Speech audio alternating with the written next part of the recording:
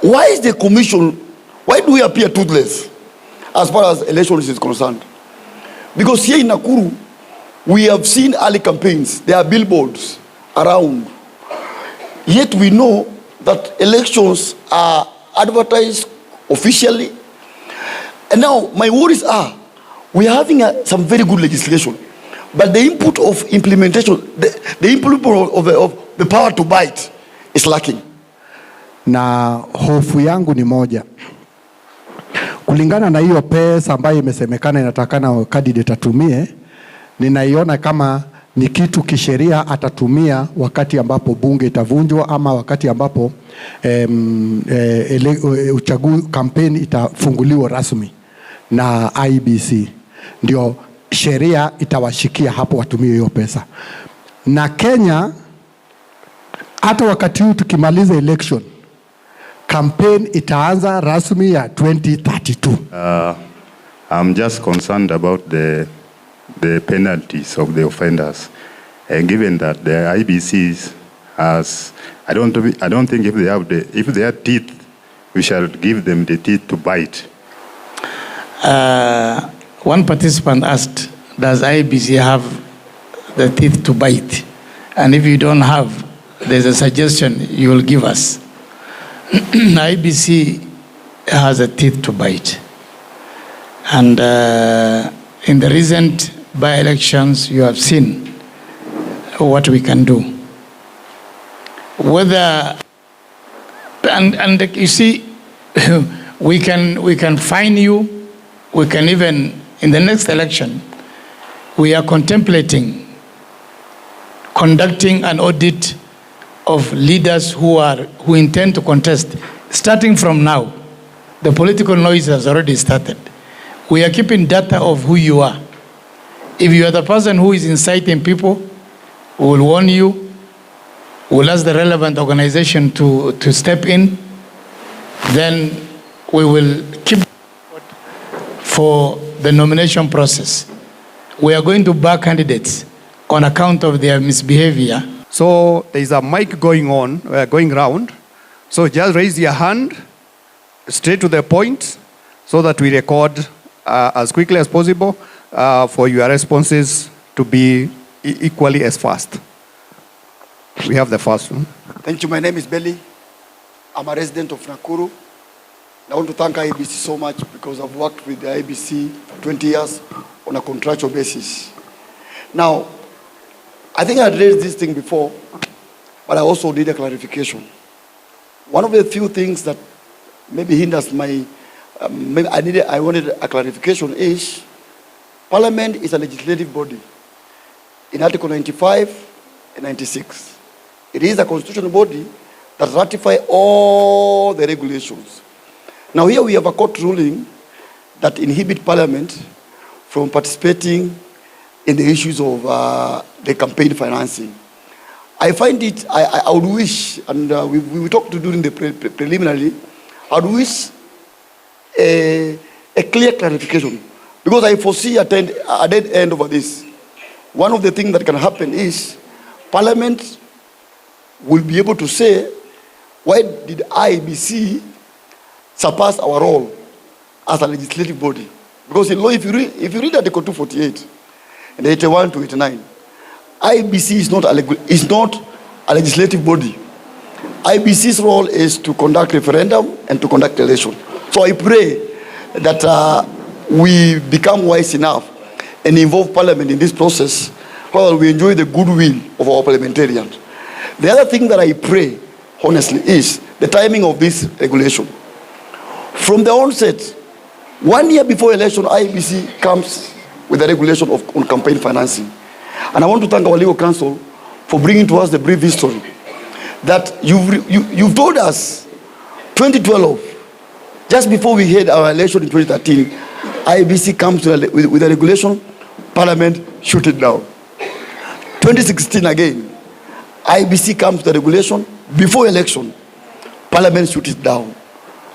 2021 again, the same process. Somebody once told me, if you do things the same way, then somehow you'll get the same results.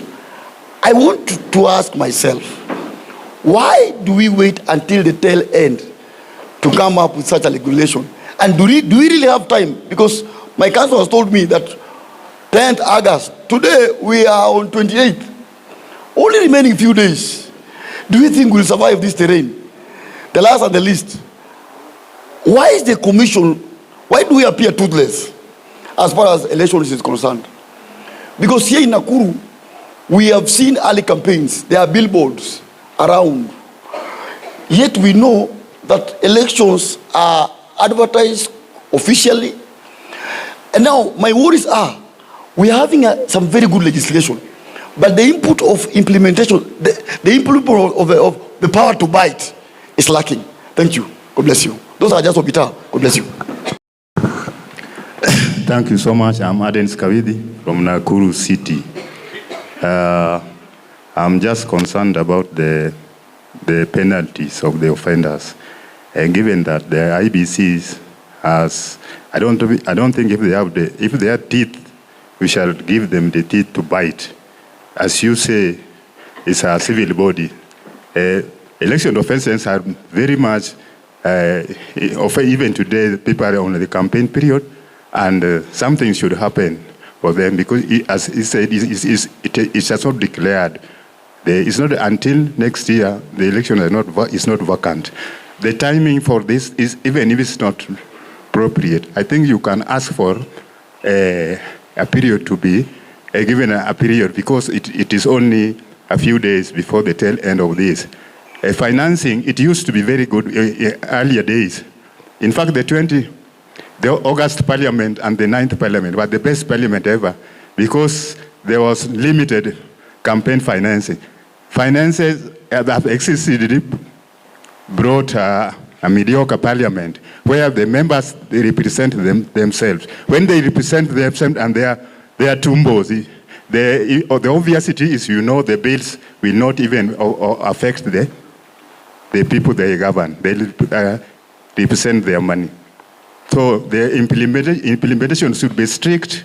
The offenses and penalty should be directed. Thank you so much.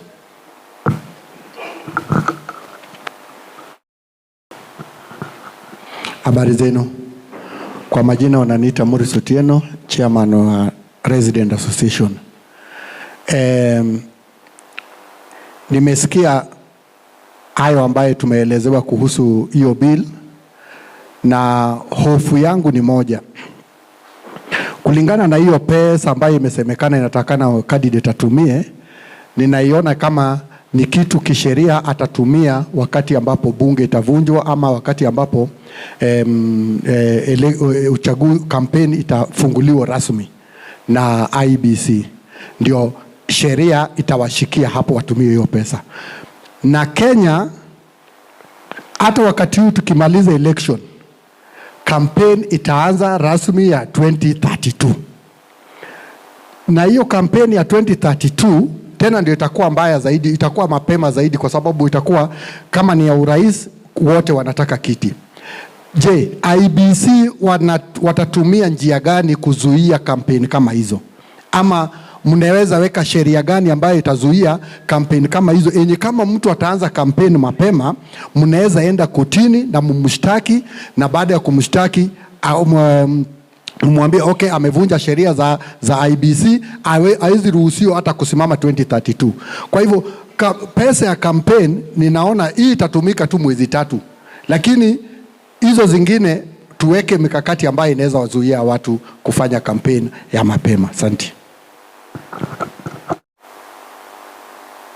Asante kwa kunipatia nafasi hii ya kuuliza swali moja. One of the key areas you have mentioned in section 5 of your slide was political parties, which mentioned that the accountability part is derived from where they're supposed to spend the monies. Now, if political parties are also allocated funds by the national government for civic education and other issues, here is where I would like to be clear.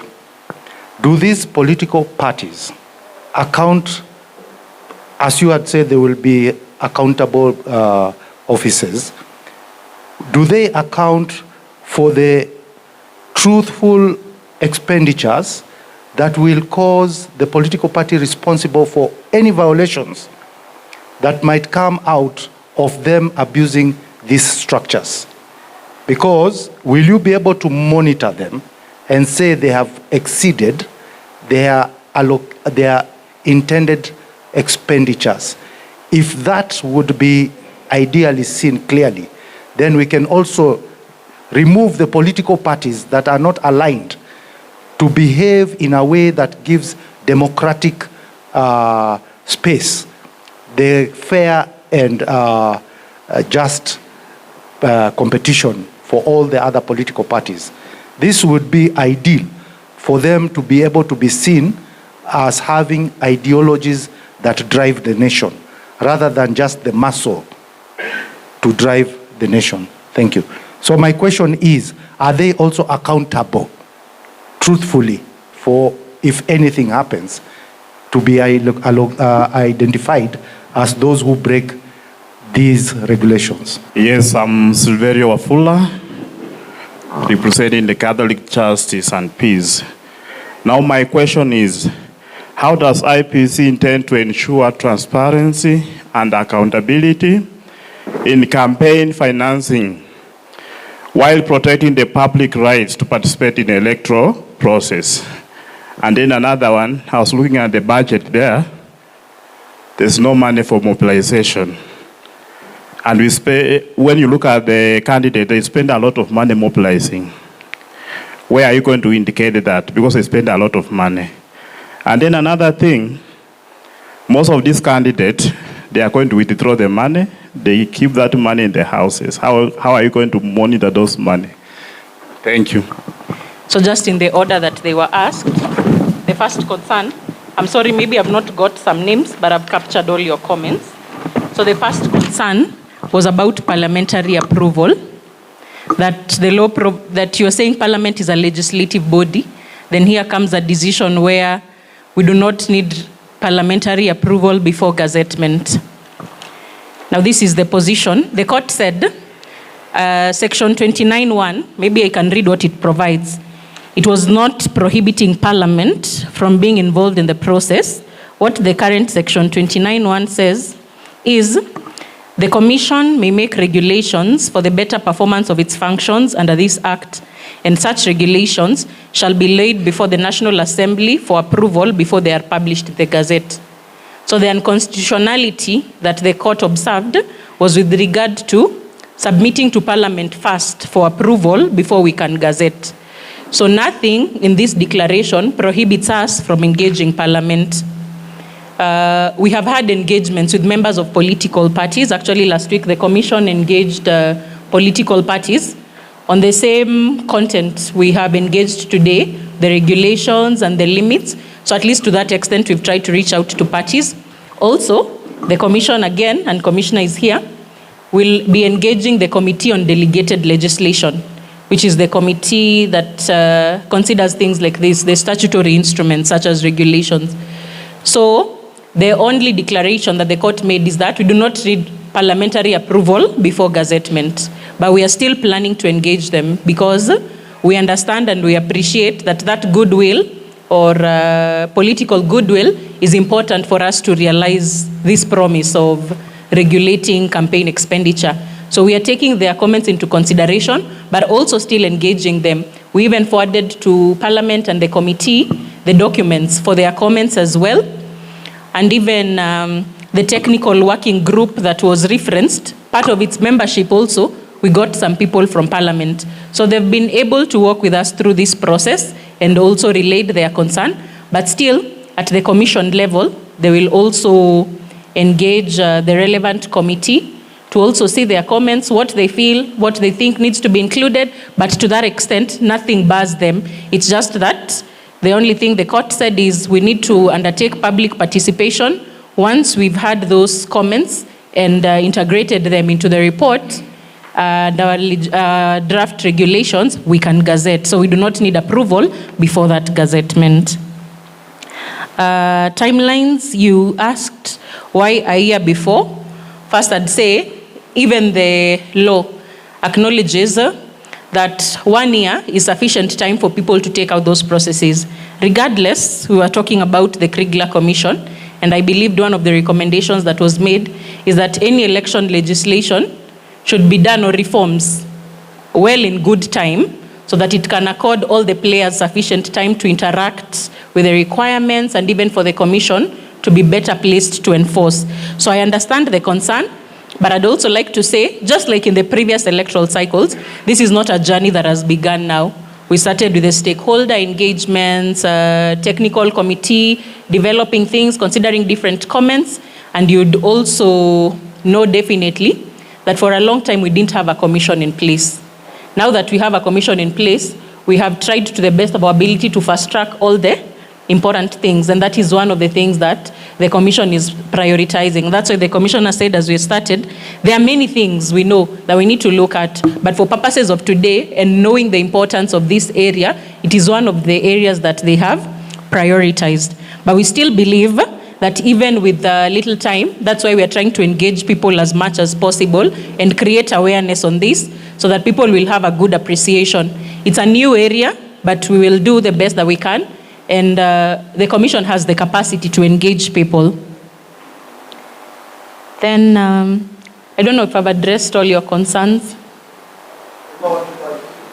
Or the power to bite, that commissioner will address. Then penalties. The second speaker spoke about penalties. That's still what the commissioner will address. Does the IEBC have the teeth to bite? But maybe just from the legal perspective, I'd say there was also a concern whether there are sanctions, enough sanctions for this area of legislation, like regulation of campaign financing. So if you look at the Act, I was just trying to flip through it to see the provisions on the offenses and sanctions. Section 22 speaks to the offenses. Then Section 23 speaks to particular offenses, there are general offenses, particular offenses, and then a general penalty. So there are further penalties, but there is a general penalty here under Section 24 that says, a person convicted of an offense under this Act, for which no penalty is provided, shall be liable to a fine not exceeding 2 million shillings, a term of imprisonment not exceeding 5 years, or to both. So in my opinion, I would think that's quite a solid enforcement or sanction. And also, like I said, there is also the power that the commission has to bar someone from even contesting in an election altogether. Yeah. Then you also mentioned some offenses. I think what we need to be alive to is that even as this new legislation is being operationalized, the other statutes and regulations that are still in force, for example, the Election Offences Act is still there. Just that it's not the IEBC that prosecutes the offenses, it's the ODPP, but still the commission has been able to enforce the code of conduct, but more about that enforcement, the commissioner will speak to it. Then on the campaign expenditure and regulation period, there was a concern about early campaigns. If we've been keeping up with the developments around the electoral space, there was that issue that someone went to court with the same concern about early campaigns and what the commission is doing about it. So the court acknowledged the fact that the commission has an election period that is gazetted and campaign period. So outside that, to deal with early campaigns, because it even begs the question, then if it is outside the campaign period, is it campaigns to begin with? So there's also that challenge of just publicizing or creating awareness vis-a-vis campaigns, but that's an issue that the court picked out, and the matter was in court, and the direction that the court gave is that the Office of the Attorney General to come up with legislation on early campaigns. So currently, as we speak, there is a team that was formed, a form of a task force, drawing representation from different institutions, including the commission, to see how this legislation would look like. So that is something that is undergoing on the issue of early campaigns. But it is a concern that we have noted and one that the court has also given direction on. Then also about the enforcement of the commission, I said there is periodic reporting. So there are timelines set where you need to make reporting of certain things. during the party nominations within a certain timeline, then also after the election up to a certain timeline. Then on political parties spending, I said all of them are regulated, the political parties and the candidates as well. So the same compliance reporting requirements that are placed on a candidate, if you read the act and the regulations, you'll see most of them read as a political party candidate, or rather a candidate, a political party, or a referendum committee shall, like that. So all of them have that burden or that obligation to report and be accountable.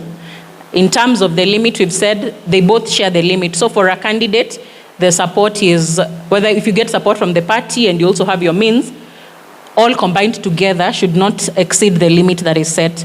So our political parties checked to that extent, yes, they have the same reporting obligations and certain requirements, like have an authorized person, bring your accounts, provide an expenditure report as to how you spent this money.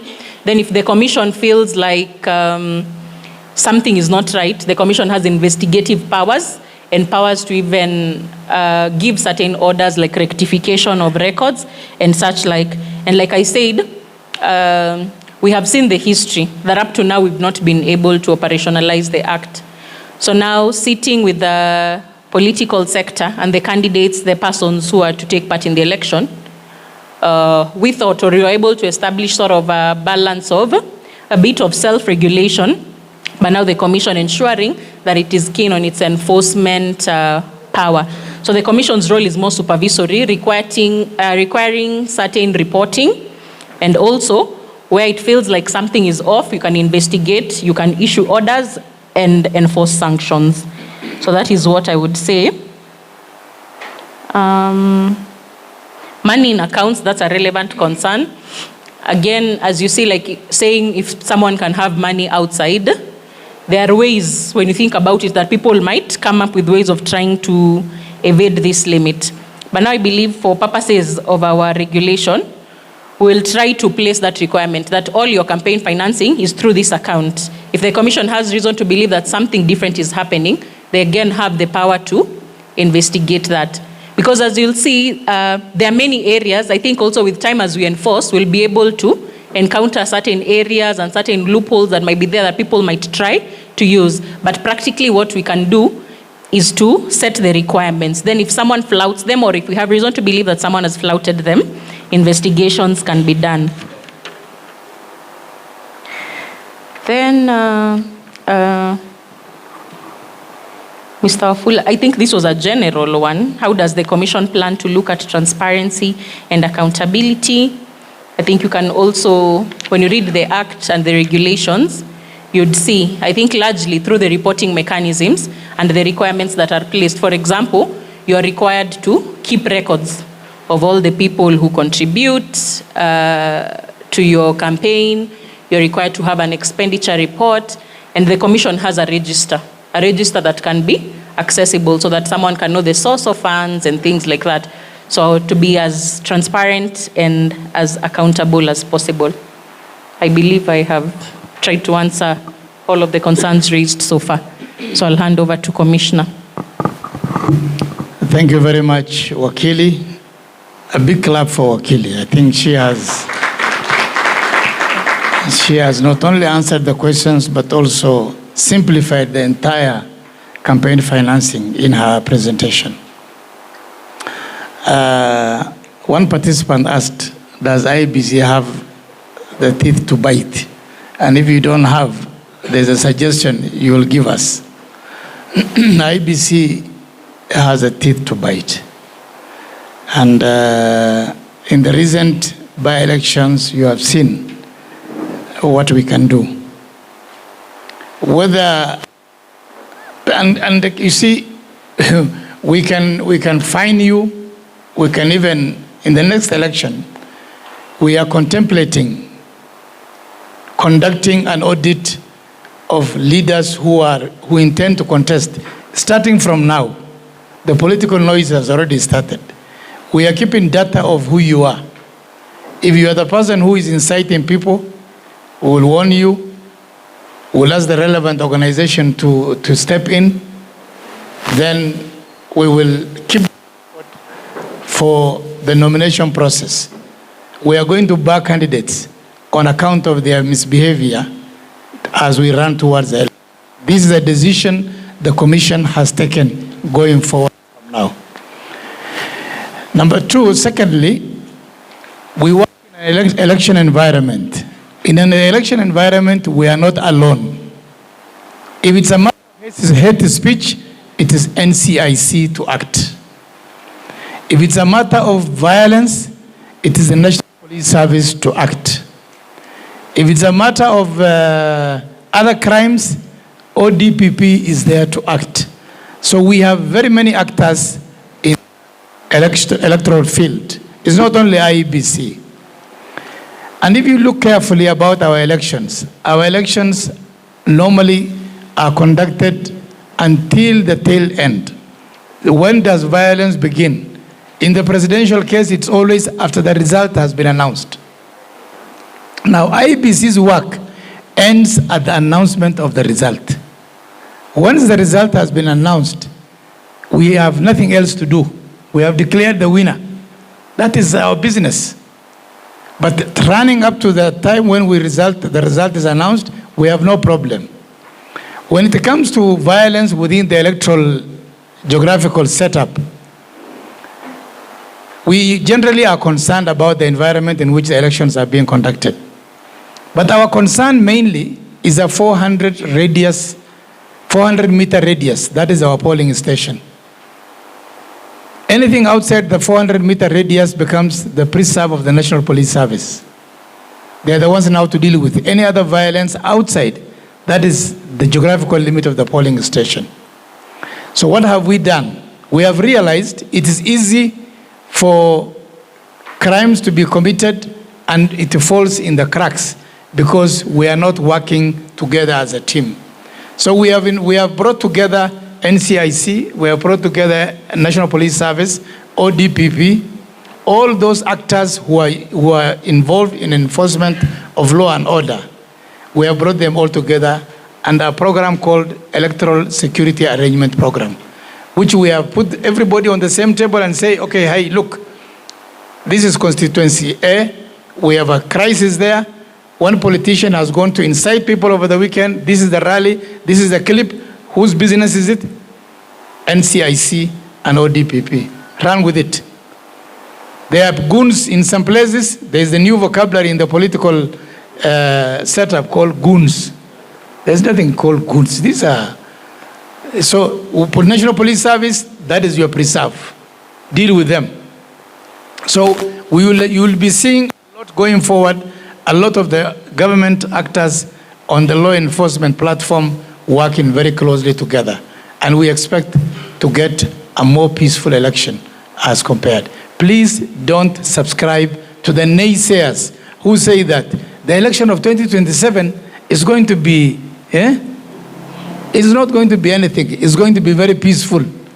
Si utaenda kuomba kura. Ukichaguliwa, unaenda kusherekea. Ukikosa, you go and nurse your... Nothing else. Ama kuna kazi ingine utafanya? Nothing. If you win, go and celebrate with your people and everybody together. If you lose, bas, shauri yako. We can't help you. So this business of people saying we are going to, violence and all this is absolutely, we are past that. 20 years ago, we made that mistake. And for the last 20 years, we have been perfecting the electoral process. And let me remind Kenyans who are here in this hall today. Do you know, in terms of democratic processes, Kenya is second to none in Africa? Do you know that? None. Let me stand up. This is a serious business. Hakuna nchi tunaweza kushindana naye kidemokrasia katika bara la Afrika. Hakuna. Mimi nimetembea kila mahali. I have gone to West Africa. I have seen the election in Uganda. I have seen the election in Tanzania. There is nothing. And for those of you who know the map of Africa, start with Somalia. Are we competing with them? Are we competing with Ethiopia? Are we competing with South Sudan? Eh? Are we competing with Uganda? Are we competing with Tanzania? Are we competing with Egypt? Are we competing with Tunisia? Algeria? There are no elections in all those countries in the north. Haya, ukienda upande hii, Zambia tunawafundisha. They come here every time. We train them. These are the people who train them. The IEBC staff you see around here in the counties here are the ones who train them. Lesotho was just with us 2 months ago. Malawi, there is nothing, there is no country. The only country that resembles kidogo tunafahamiana is Ghana. Niambie nchi nyingine. I was in Benin 3 months ago. Kura inaendelea. Watu hata hawana habari. They are electing the president. People are not even, they don't even know. Many of them. You don't see billboards. You don't see posters of the opposition candidate. Hakuna. They are in KANU ya baba na mama. Ziku zile zetu. So we must pride ourselves where we are. And we must help IEBC to make it better in 2027. We cannot afford anything less than that because we are the best. We are the best. And praise IEBC where they have done a good job. Wapi mwenzangu yule ananipeleka kotini? Ameenda? Hako hapa. Bas, ndugu yangu, sisi ni, as you do that, you are keeping us on our toes. But I want to assure you, we are the best in the region. In the continent, we are the best. That is why the American ambassador here will make noise. The EU will make noise if they find a problem in Kenya. They cannot utter a word in Ethiopia. They can't. Ati wasimame press conference waseme ati hii namna hii. Hakuna. So let us be happy that we are at the top, and every stage we make, we are perfecting it. This political noise you hear is what has brought us to this level. So kelele itafanyika, lakini kelele haitatuzuia kufanya uchaguzi wa uhuru na haki. So we have teeth to bite, and you will see more of it.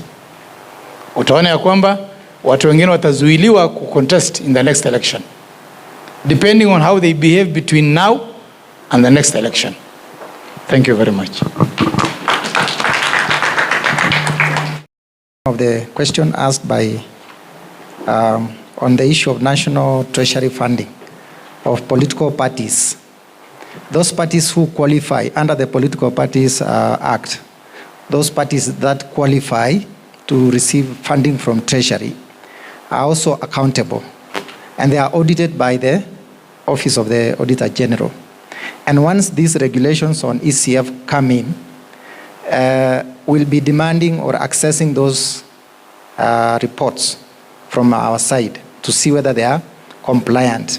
Because those, at the moment, the parties can finance their candidates and stuff like that, but with no limits. But once these ECF limits and regulations come on board, then the Commission will have a stake on policing them. I think that's the clarification I wish to make.